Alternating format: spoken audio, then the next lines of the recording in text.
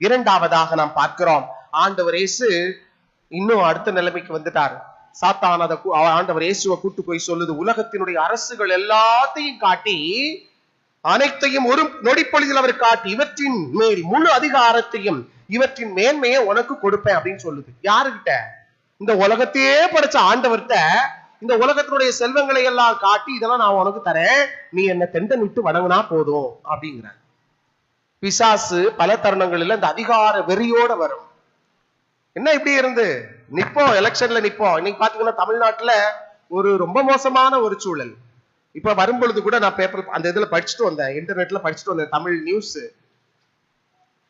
ஒருத்தர் ஒரு அதிகாரத்தை பிடிக்கிறாரு அப்படின்னா, ஒரு பஞ்சாயத்து தலைவரா வர்றாரு அல்லது ஏதாவது ஒரு இதுக்கு இவ்வளவு தூரம் அடிபட்டு பயங்கரமா சண்டை போட்டு எப்படியாவது இந்திய நாட்டினுடைய உயர் பதவியை நான் பிடிக்கணும் அப்படி இப்படிலாம் உருவாகிறவங்க எல்லாம், பிரச்சாரம் பண்ணிட்டு திரிகிறவங்க எல்லாம், நாட்டுக்கு நல்லது செய்யணும்ன்ற ஒரு நல்லதுன்னா எப்படி பல வழிகள்ல செய்யலாமே, ஏன் இதுலதான் வந்து செய்யணுமா?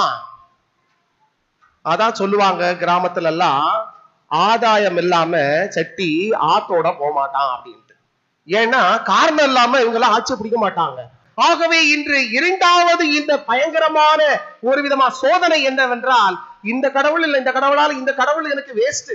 ரொம்ப பொறுமை, எவ்வளவு தூரம் அழுது பாக்குறது, எவ்வளவு தூரம் தான் உட்கார்ந்து இருக்கிறது, எவ்வளவு தூரம் தான் இவற்றெல்லாம் ஜெபிக்கிறது, இவரை தரவே மாட்டேங்கிறாரு, அதனால அங்க போலாம் இங்க போலாம். நிறைய பேர் வழி காட்டுவாங்க, அங்க போலாம் அங்க போனா நல்லா இருக்கும். அங்க ஒருத்தர் இருக்கிறாரு, அவர்கிட்ட போனா அவர் வந்து அழகா ஒரு மை தருவாரு, அதை வந்து நெத்தியில போட்டா போதும், ஏதாவது நிறைய பேர் சொல்றாங்க அது மாதிரி. இன்னைக்கு எத்தனை கடவுள்களை நாம் வணங்கி கொண்டு இருக்கிறோம். நம்முடைய கடவுளை வெறுத்து கிறிஸ்து இயேசுவில் பிரியமான சகோதரர்களே சகோதரிகளே, நம்முடைய பலவீனங்கள் சோர்ந்து போகின்ற வேளையிலே சாத்தான் அழகாக வந்து நம்மை சோதிக்கின்றான்.